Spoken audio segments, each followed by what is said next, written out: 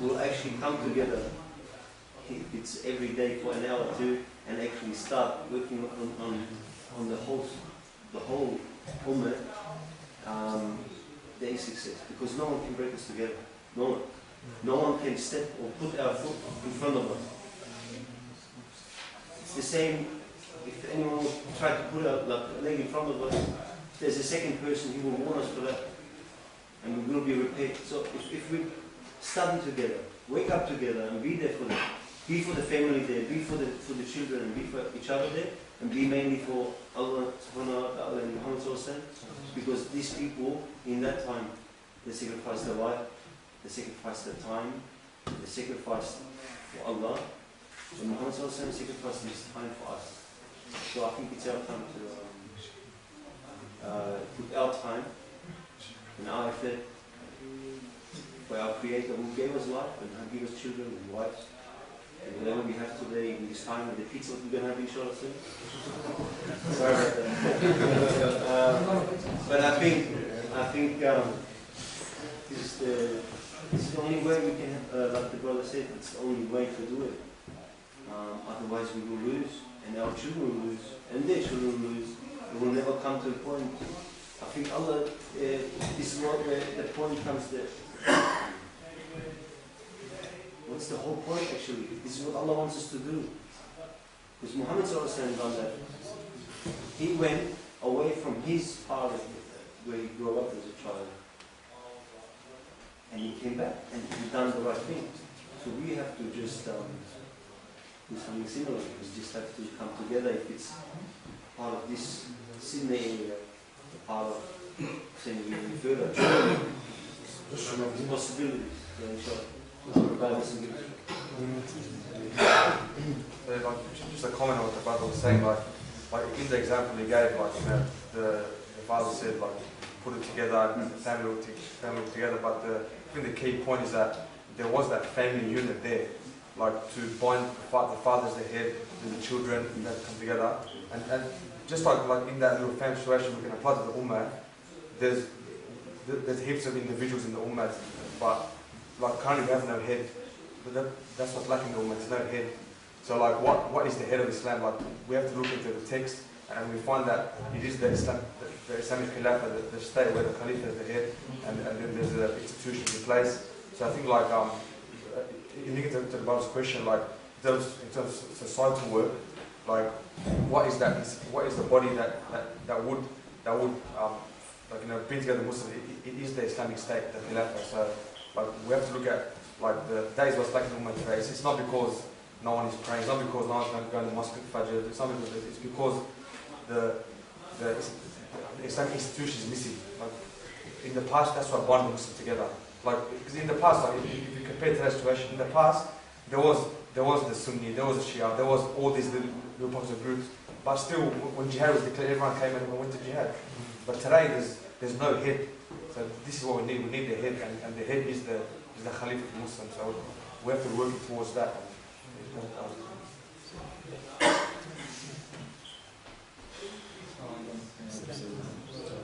was going to mention that, but since it's already mentioned, I want to mention another point. That what do you say to Muslims that when you mention this topic of, say, the Islamic Sharia, the Islamic State, and then they mentioned the verse in Surah An-Nur in Ayah 55 where Allah says that Allah will grant success, leadership to the believers if they work righteous deeds. So a lot of Muslims, when you mention that, they quote this verse, they use it as a proof to say that, so that's proof that if we work on ourselves, Allah will grant the khilaf will come from there. So how would you respond to that? I don't want to respond to that. Just very quickly in response to that, there's really two main points. First of all, the understanding of the informative in Islam where Allah subhanahu wa ta'ala or the Prophet will inform us of a future event. In this case specifically, one of the promises of Allah subhanahu wa ta'ala, and the verse you're referring to, correct me if I'm wrong, is وَعَدَ اللَّهُ لِلَّذِينَ آمَنُوا مِنكُمْ وَعَمِلُوا الصَّالِحَاتِ. Allah has promised to amongst those who believe in to work righteous deeds. The actual understanding of that verse would contradict the argument being made, or supposedly being made in response to it, because the promise, and this is the important principle, the promise is not to the Muslims in general, right? It's of the Muslims who get up and work. Of the Muslims who get up and work. And he work in the collective sense, in its entirety, in the comprehensive meaning of the word. And so if we think that if we work only on ourselves, meaning we seek to alter the individual, and through that we're going to affect the collective, then that's wrong. That will never be the case, and that's certainly not the understanding to be understood from this ayah. The promise of Allah will come to those who got off their butts and put in the hard yards and challenged the collective, and through their efforts the victory will come to them, and then the rest of the Muslims will follow. And that was the example of all the prophets. There were only a select few with them who were prepared to be on the front line, to challenge the status quo, to challenge the power structures, the institutions, and to put the effort and the sacrifice that comes with that. And then because of their efforts, the rest of us, of which all of us are included, are the beneficiaries. And so too today. The part doing righteous deeds encompasses, working for the Khilafah is the encompasses. Absolutely. Because I think, a point of clarification, because so often in this discussion is that when people talk about Khilafah, they automatically think that we're just talking about government. But really, Khilafah is the embodiment of Islam itself, is the vehicle by which we implement Islam in its comprehensiveness. And so when you call for the Khilafah, automatically you call for everything under it. But on the opposite side, if you call for just an aspect of Islam, then you're calling only for that to the exclusion of everything else. Because by definition, you cannot call for the Khilafah as a collective body if you're not working on the individual body. You can't, espouse the view that we must implement the Sharia collectively if you're not implementing the Sharia personally. It's entirely contradictory. And so if we need to, I think, the paradigm that the brother was referring to early on, we need to smash this idea that there exists this individualistic view of Islam. That dichotomy should not exist. There should not be this individualistic strain of Islam or this collective strain of Islam. There is Islam which embodies both the individual and the collective. And if we're going to alter either, we need to undertake the very steps necessary to alter both. So on an individual level, we need to undertake those actions that will affect us as individuals. So if I don't know how to read Arabic, I need to go learn Arabic. If I don't know Quran, I have to put the effort. If my son is growing, I have to teach him personally how to pray, etc. That's my individual responsibility. But as a collective, and this is the point I think Brother Bilal was referring to, those obligations cannot be achieved except through the existence and the effort of groups. This is inherently a collective exercise and cannot be fulfilled or undertaken by individuals. And so we need to be part of the collective effort in order to fulfill those collective obligations. And if we understood it that way, it would be very clear that we have to do this and we have to do that, except this is through an individual and this is through a collective grouping. But they both have to be done and done simultaneously. If I can just add something onto that. There's mention of work righteous deeds, right? But it sometimes comes across as though the working of righteous deeds is only those individual obligations, right? What about commanding the good and forbidding the evil? Is that not a righteous deed? Advocating the Sharia, that's a righteous deed. Challenging the status quo, that's a righteous deed. So righteous deeds encompass more than just your individual, but also the collective. And we just need to understand that. Because of course we have to work all of those righteous deeds. So, to ask a question, we keep hearing the term commanding the good, forbidding the evil, and yet, we hear in the community whenever we talk to the shiur and things like it seems like they say if you see your brother drink alcohol, you say don't drink alcohol, and he just stops there. That is a commanding good. So what is the classical definition by the scholars of commanding the good and forbidding the evil? No one's got a good answer. But more interaction. Does anyone want to jump in and answer that? What's the question again? What's the classical definition of commanding the good and forbidding the evil? Well, just one point. I'll kick it off and then anyone can add. I won't give you any particular scholars' arguments, but generally, what's agreed upon is that before we want to forbid or command the good and forbid the evil, we have to define what is good and evil. And scholars say that obviously only Islam can define for us what is good and what is evil. Everything, from the little things to the big government body things. And so when Islam commands to enjoin the good, forbid the evil, it's on every level.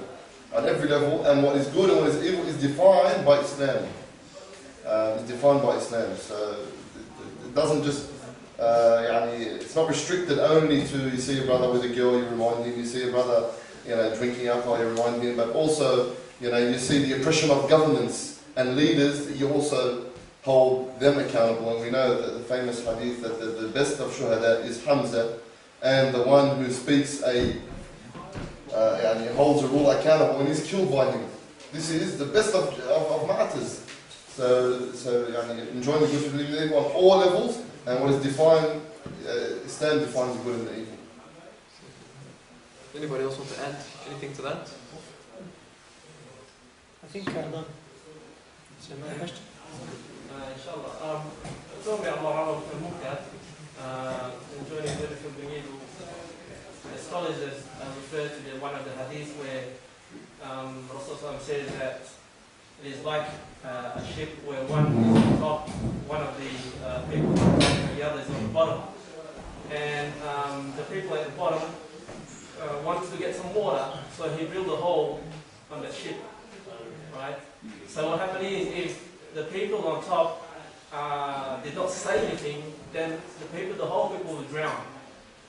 But if the people on top was to stop the things from happening, then the people will be saved. And this is what's happening today. If we're not doing Ummah al-Muqad, we're not enjoining the good, forbidding the evil, then we'll see what's happening in society today. And the biggest munkar, and we can see today, is done by the state, not on individual level. It's done by the state level. So that's probably, that's why we are working for the establishment of the Sharia, so that we can forbid this munkar at the state level. It's important for us as well to learn how to forbid the wrong. There's different ways. For instance, if you see like any non-believer doing something wrong or a believer, you have to approach him in ways so you can guide him.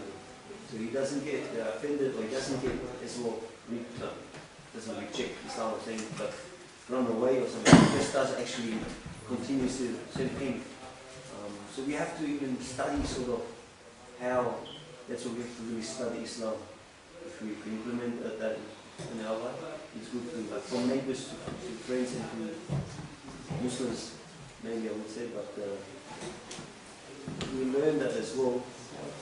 The right words, the right time, the timing is even right, it has to be right.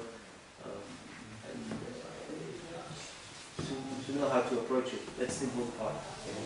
And then enjoying the right as well.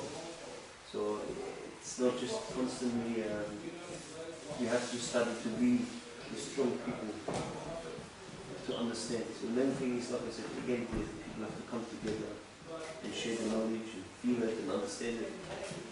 I wanted to just get a survey actually of the brothers. How many people have come across, or how many people have been told, or it's been has said to you that this is what Islam says, that you need to work on yourself before you work on others, or that you're not good enough to do dawah, for instance, you're not good enough to be involved in dawah projects and stuff like that. Who's had that sort of thing? just from the brothers who put their hand up, what did you think? Did you think that was a strong point? Did you think it was correct? Did you think there was more to it than that? Maybe some brothers could share their experience. Tarek, maybe? Put his hand up. One to himself. So what do you want to know? Well, so firstly, was that preached to you? Firstly, was that you confessed? Secondly, in what way was it said? And thirdly, what was your opinion of it? Were you convinced of it at the time, or what do you think? Yeah, I've come across quite a variety of people. So some people obviously espouse this view, and then I came across some other brothers, and then they